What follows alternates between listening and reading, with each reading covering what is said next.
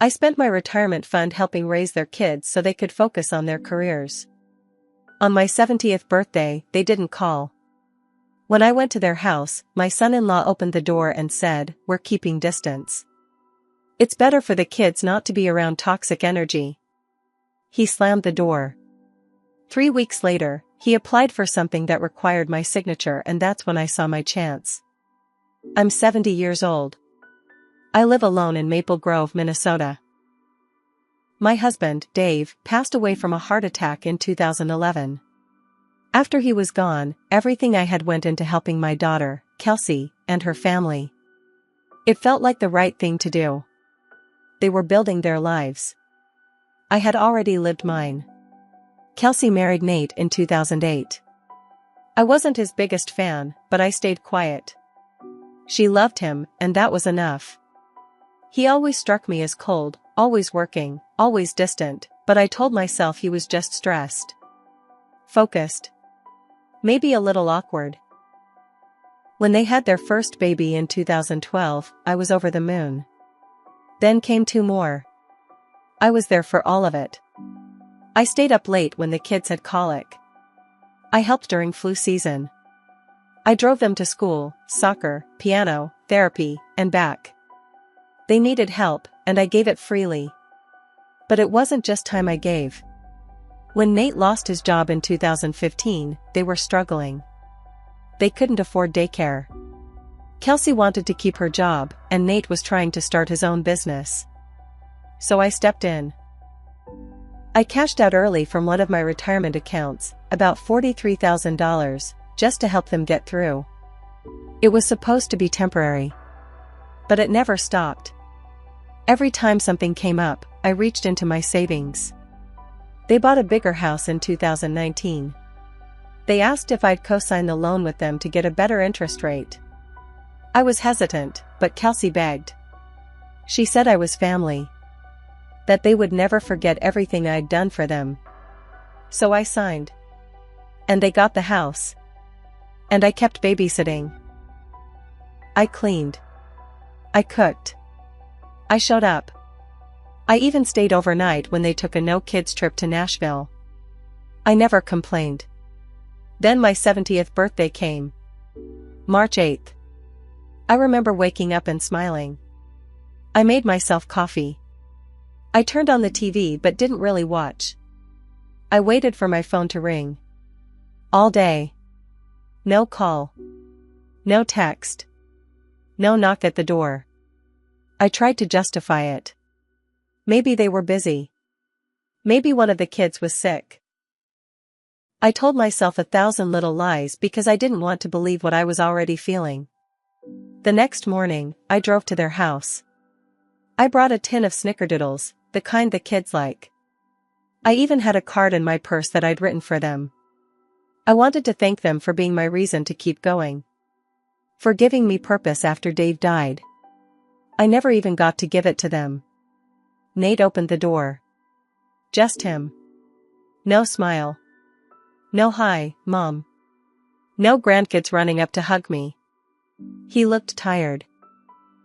Annoyed. He said, "We're keeping distance. It's better for the kids not to be around toxic energy." I didn't even get a word out before he slammed the door in my face. I stood there holding the tin of cookies like an idiot. When I got home, I cried for the first time in years. The kind of crying that comes from your stomach. Like something inside you broke and can't be put back. They cut me off. Just like that. No warning. No explanation. And I didn't know why. 3 weeks went by. No contact. No answers. Not even from Kelsey. Then I got an email. It was from Nate. He didn't ask how I was. Didn't mention my birthday. He went straight to business. Said he was finalizing some paperwork for a business loan. He was listing the house as an asset. The same house I helped them get. The one I co-signed for. He needed my signature. He even attached the document with a note, "Need this back by Friday to stay on track." Like I was a damn secretary. I didn't respond. Not right away. Instead, I pulled out my copy of the mortgage papers. I read every word. Took notes. Called a lawyer. I spent 2 full days going over what I actually signed back in 2019. Turns out, I still had more control over that house than I realized. And that's when something inside me clicked. They had thrown me out like garbage. They forgot everything I did. Everything I gave. But now they needed something. And I wasn't going to just hand it over. Not this time. I didn't answer Nate's email. Not for a few days. I wanted him to sweat. I knew he would. People like him don't like waiting. They're used to snapping their fingers and getting what they want. On the 4th day, I sent a reply. It was short. Let's talk in person. At my house. Saturday at 10 a.m. He didn't say anything back until Friday night. Fine. I'll be there. He didn't bring Kelsey. He showed up in a fancy coat, with his tablet and a folder like he was walking into a boardroom. Sat down at my kitchen table without asking. Didn't look me in the eye. He just opened the folder and pushed a paper across to me. There. That's the form. Just sign and scan it. We're on a tight deadline. I looked at it but didn't touch the pen. I want to know what you meant, I said. When you said I was toxic. You owe me that. He shifted in his chair. Didn't like that I was steering the conversation. I don't think this is the time, he said. It is, I said back. You said it to my face. I deserve to know. He didn't answer right away. Then he said something I'll never forget. Kelsey's therapist said the past few years have been unhealthy. The kids pick up on stress. You being around all the time made things worse. My hands started to shake. Not with fear. With rage. I raised those kids while you two played grown-up, I said. I gave you my retirement. My time. My home. And you think I'm the problem? He stayed quiet. Then he had the nerve to say, I don't want this to be ugly. This is just business. We need your signature. That's when I told him I wasn't signing anything. Not until I talked to Kelsey. He stood up fast. He was trying to stay calm, but I could tell he was pissed. She's not going to talk to you. You showing up at the house scared her. That was a lie. I saw the fear in his eyes now. Kelsey didn't even know I'd come. He was keeping me away on purpose. After he left, I called a second lawyer. This time, someone with experience in real estate and family trusts. I explained everything. Showed them the documents. They confirmed what I hoped. Because of how the refinance was set up, the house wasn't fully theirs. It was a shared asset. If Nate used it for the loan, I'd be on the hook if it failed. And he didn't disclose that in the email. That could be fraud. That same day, I sent a certified letter to Nate and Kelsey. I put it in legal terms, I would not be signing anything. If they attempted to use my name or my portion of the house in any financial deal without my consent, I would press charges. 2 days later, Kelsey called me for the first time since my birthday. I thought she was going to apologize. But all she said was, "You're ruining everything. Why are you doing this?" I wanted to scream. Instead, I said, "Why didn't you call me on my birthday?" There was a long silence. Then she said, "Nate said it was best to take space. That the therapist said." I cut her off.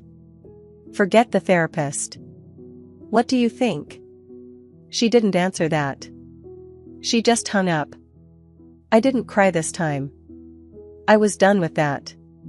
But the thing is, Nate didn't stop. He tried again. He sent the same document through an online portal this time. Tried to make it look like I'd already agreed. But I caught it. I sent everything to my lawyer. And then I made a decision. If they wanted to treat me like a stranger, I'd treat this like a business deal too. And I was going to hit them where it hurt. Because what Nate didn't know was that he left a paper trail. And Kelsey? She had signed some of it too. That opened the door for a kind of retaliation I never thought I'd consider. But when you're pushed that far, when your own blood tells you you're nothing but toxic energy, you stop thinking like a mother. You start thinking like someone with power. And now I knew exactly where to aim it. A week after that last call with Kelsey, I got a letter from the county assessor's office. It was about the house. Turns out Nate had already submitted paperwork to list the home under his new business entity. Without my signature. Without my consent. He had forged it. The signature didn't even match. It looked rushed and sloppy, like he scribbled it on his phone. That was the final nail. I forwarded everything to my lawyer. Emails, messages, the document he tried to submit online, and now this forged form. My lawyer sent a cease and desist letter directly to both of them and filed a formal complaint. She also told me that what Nate did, falsifying a co-owner's signature on a legal document, was criminal. Real criminal. Not just civil. And if he tried to use that forged signature to get a loan? That would be bank fraud. Still, I held back. I didn't go to the police. Not yet. I wanted to give Kelsey one more chance. Not for her sake, but for the kids. So I reached out to her sister-in-law, Mara, Nate's brother's wife. We'd stayed friendly over the years. She invited me over for coffee. At first I thought she was just being kind, but then she said something strange. I don't mean to get in the middle, but... Kelsey told everyone you've been having memory problems. That you're paranoid. That you yell at the kids. I was stunned. I asked her who everyone meant. She said most of their family, even a few people at Kelsey's job. They were painting me like some crazy old woman. Like I was losing it and couldn't be trusted. They told people you were mentally declining. That's why they cut contact, Mara said. I felt sick. This wasn't just them pushing me away. This was planned. Nate had set the narrative. They were making me look like the problem so they could erase me, personally and legally. That was when I decided to stop playing defense. First thing I did was go to my doctor and get a full cognitive evaluation. I passed with flying colors. The doctor wrote up a full report, confirming I had no signs of dementia, no impairments, and was of sound mind. Then I called my lawyer again. I want to go public with this, I said. Let's put them on notice. She advised against blasting it on social media, too messy. Instead, we filed a civil complaint and notified the bank that Nate had submitted forged documents on a property tied to my name. I also made sure the mortgage company knew. I attached the doctor's report too. Then I did something I wasn't proud of, but I don't regret it. I called Child Protective Services. Not because I think the kids are unsafe. But because if Nate was using their names for loans, and yes, I found hints of that on one document, then he might be doing other shady things too. CPS needed to know, even if it turned up nothing. I wanted a record on file. Everything started unraveling from there. The bank froze Nate's application. The assessor's office began an internal review. And Kelsey? She showed up at my door one morning in tears. I didn't recognize her at first. Her hair was a mess. No makeup. She looked like she hadn't slept in days. "What are you doing?" she asked. "You're tearing everything apart." "No, Kelsey," I said. "You tore it apart." "I'm just shining a light on it." "I didn't know he forged your name." "He said you gave verbal permission," I cut her off. "He lied. And you let him." She sank into the porch chair like someone had deflated her. I saw guilt in her face. But I also saw fear. Not fear of me, fear of what was coming. Because it wasn't over. The lawyer had discovered something else. Remember that retirement money I gave them years ago? I'd pulled it from a personal account in Dave's name too. An account Nate promised to help invest. I trusted him. I never asked questions. Well, now we found out he'd opened a side investment account under a business LLC he registered in Ohio. And guess whose social security number he used? Mine. Without my consent. That made it identity theft.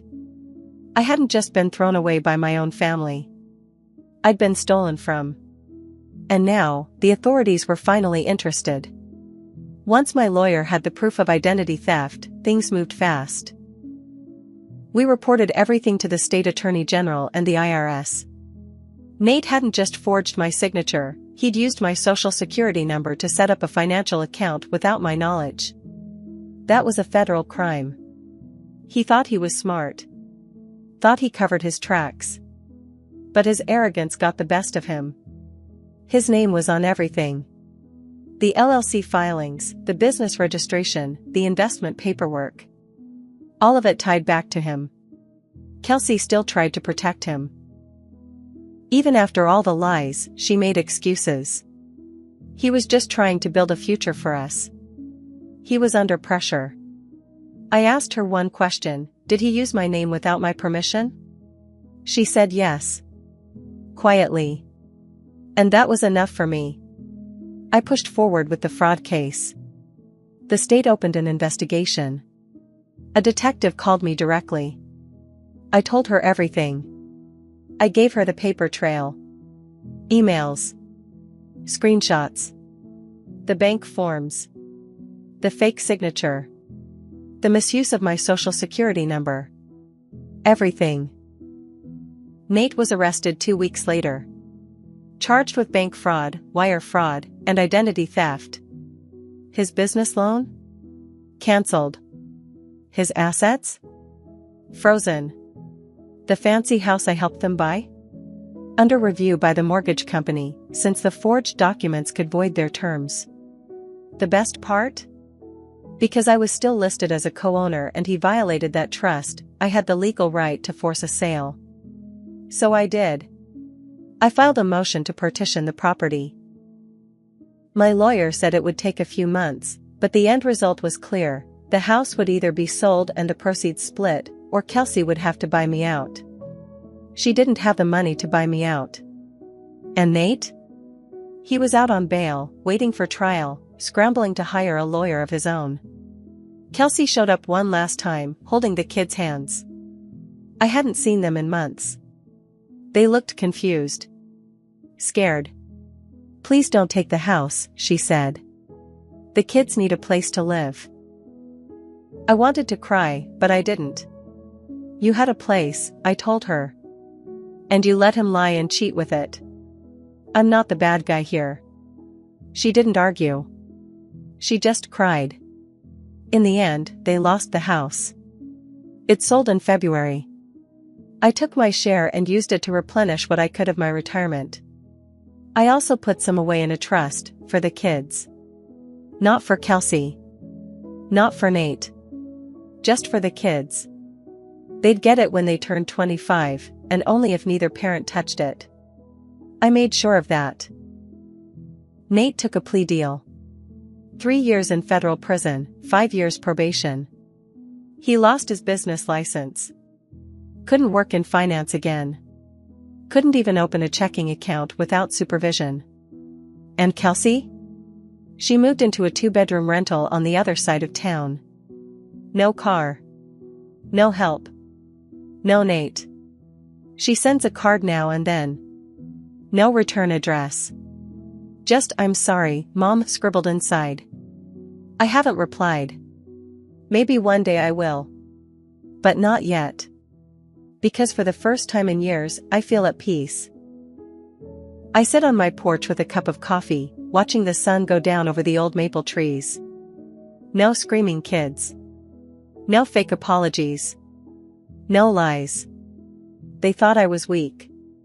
That I was just some old woman who wouldn't fight back. They forgot who raised them.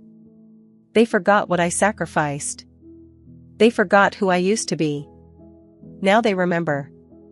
And so will everyone else who ever thinks they can throw someone away after using them up. I didn't just take revenge. I took my life back.